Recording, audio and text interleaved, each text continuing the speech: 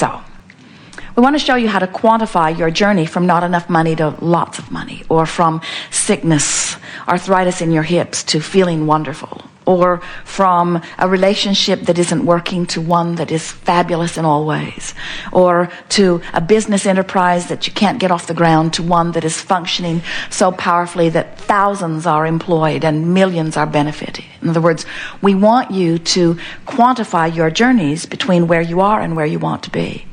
And the way you do that is by being aware that every indication to you is vibrational, and by understanding what the indicators are.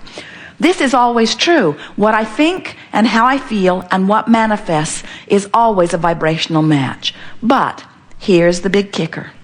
What manifests isn't manifesting instantaneously. So you've got all this leeway that makes you sloppy. If you thought a negative thought and a brick would fall on your head every time, you'd clean up your thinking.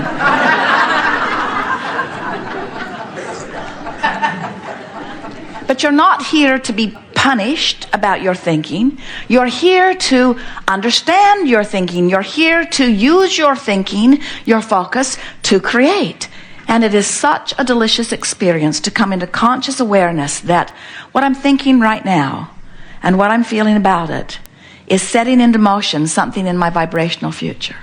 And what I'm thinking right now, most important, what I'm thinking right now is bringing me close to many things that are already in my vibrational future.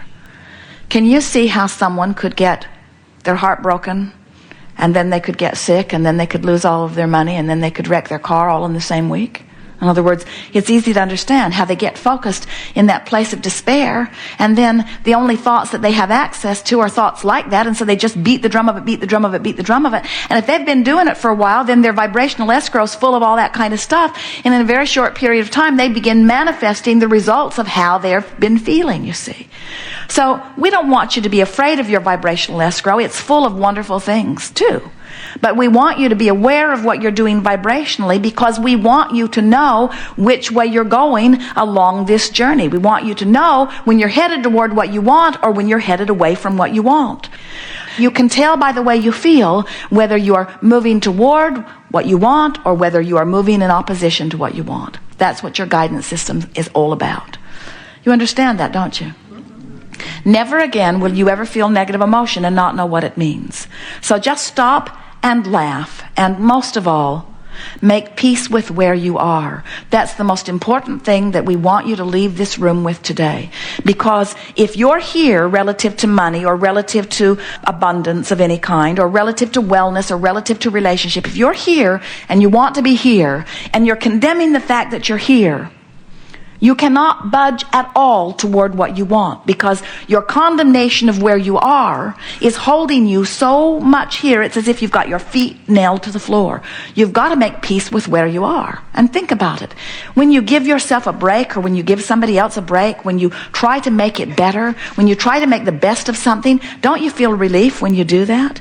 Have you ever made a mistake? And have you ever been in a situation where someone whose opinion you care very much about noticed that you had made the mistake? And then, have you ever had the benefit of that person who you care very much about their opinion, who saw you make the mistake? Have you ever seen them laugh and say, "Isn't that the way we all do?" Esther tells people, "The reason I'm so smart is because I've made all of those mistakes.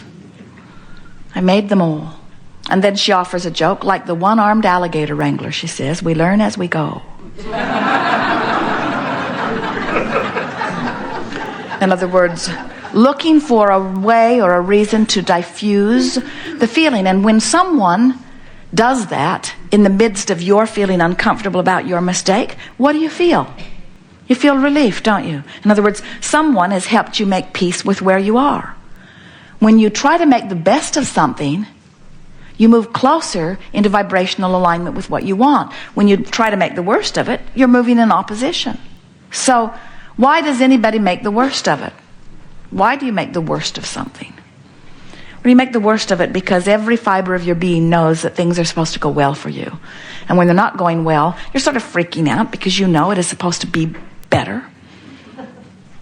And you've also had so many people say, now why did you do that? And so you've gotten in this habit of explaining. Because most of the people around you don't really remember about this vibrational stuff. Most of the people around you are living very conditional love. They tell you, I live unconditional love, but they don't.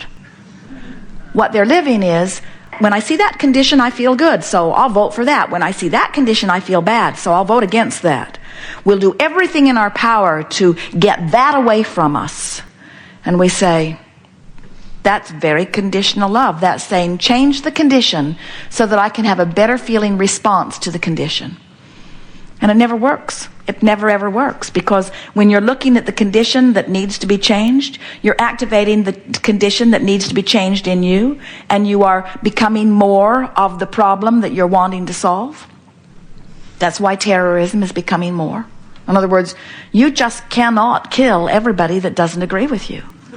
You can't do it. You'll kill enough of them, and pretty soon you'll be down to the nitty-gritty that is just you guys, and you'll start disagreeing with each other.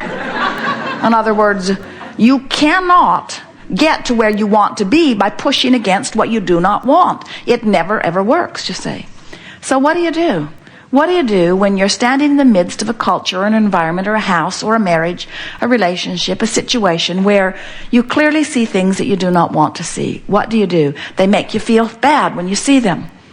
Don't you want to instruct those people to clean up their act? Little Kate, granddaughter Kate, 3 years old, adorable in every possible way. Esther looks at her and turns inside out with love. Kate is the perfect being. She is so lovable. So easy to love. Just look at her. Just listen to her. Just remember her. Just think about her in any way, upside down, all around. Just think about her. And love radiates from you. And shouldn't everybody damn well be that way? In other words, shouldn't everybody be that lovable? When you got a lovable one like that, sure makes you not like the ones that aren't lovable very much.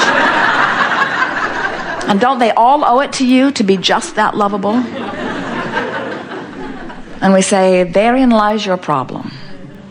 There are lovable ones that you love, and then there are not lovable ones that you hate. And then you demand that they change the way they be so that you can feel better. And we say, oh, what a big job you have. Just when you get your son understanding what you need to be happy, trained really well, he meets some girl and does what she wants.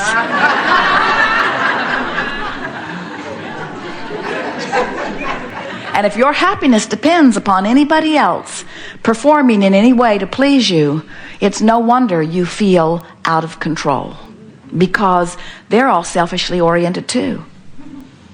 One of the most humorous things we ever hear is when a very selfish one says to you, don't do that, you selfish one. And what they mean is, don't satisfy your selfishness, satisfy mine. And you just got to wonder, who gets to decide whose selfishness gets to be satisfied? And we say, Source has decided long ago. Everyone gets to have their selfishness satisfied. Every perspective of self is of paramount importance to Source. And when you are in alignment with your own desire, your world will be perfect. When you think about it, if every point of consciousness standing in every situation were preferring something and Source was answering every preference, then wouldn't the whole be better off? So how is it that you got in competition with one another? How is it that you came to believe that if he gets what he wants, somehow I'm deprived of what I want?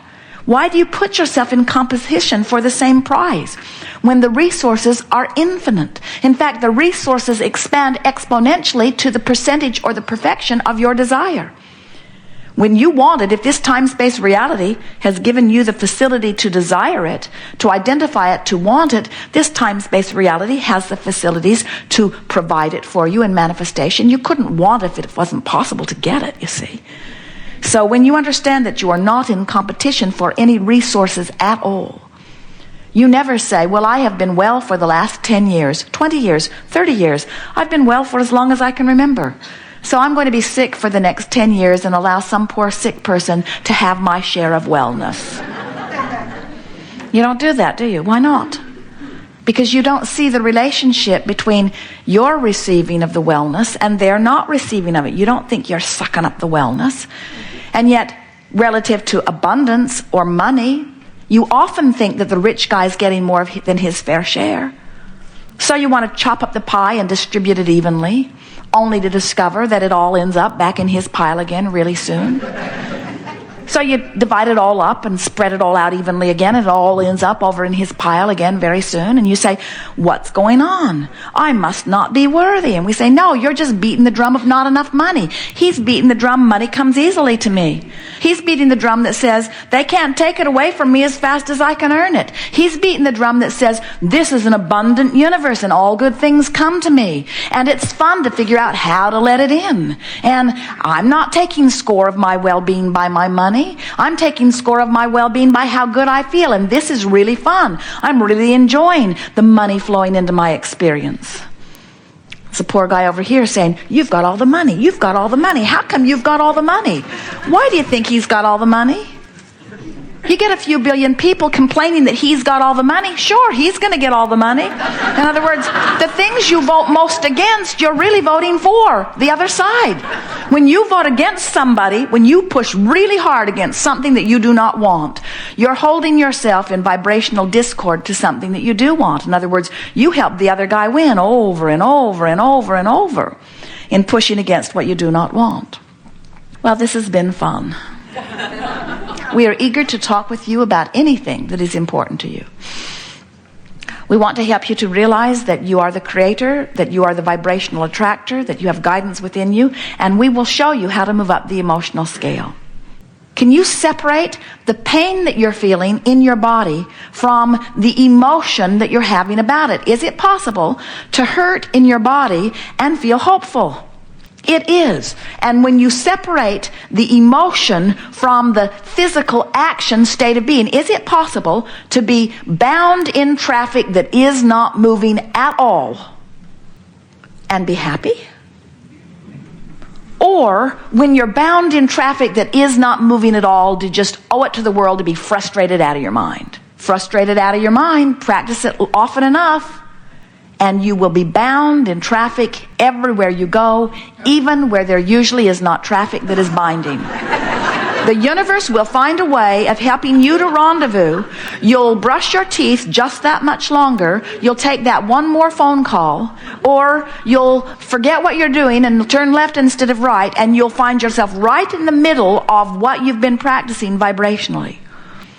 But if you're sitting in traffic and you're enjoying what you're hearing on the radio or on your tape player, if you are sitting in traffic and you're singing with your kids, looking at the flowers out the window, making the best of your moment, making peace with where you are and choosing your vibration rather than letting the conditions choose your vibration. In other words, you're doing your own thinking. You're not just responding to conditions. You're thinking in spite of conditions or along with conditions. Can you feel the difference? When you start thinking, regardless of the conditions will change. But if you only think about the conditions, nothing can change for you. You see it, you comment on it, you see it, you think about it, you see it, you tell others about it, you see it, you remember it, you see it, you comment on it, you see it, you tell others about it, and then it actualizes around you and you say, well, it's true. Shouldn't I tell the truth? And we say there are plenty of truths that make your heart sing and plenty of truths that make you feel sad. Tell the truths that make your heart sing and ignore the rest. Easier said than done, we know, but that is your work. Your work is to care so much about the way you feel that you are not willing to put up with anything that doesn't feel good. Not anything. Not a squeal in your sound system.